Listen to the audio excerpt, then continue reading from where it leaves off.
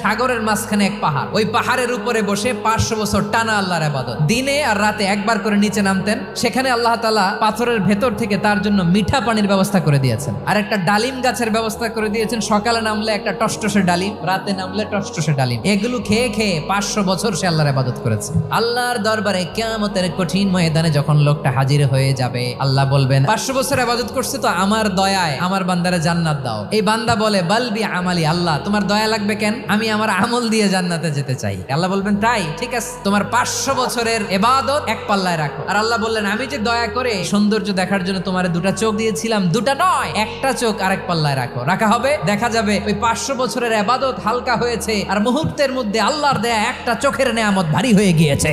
ফলাফল দেখো, হিসাব বলে তুমি এখন জাহান্নামে যাবা, যাও এবার জাহান্নামে যাও। এবার লোকটা কাচুমাচু করে বলে আল্লাহ এবার আমি বুঝতে পেরেছি তোমার দয়া ছাড়া দুনিয়ায় কেউ জান্নাতে যেতে পারবে না।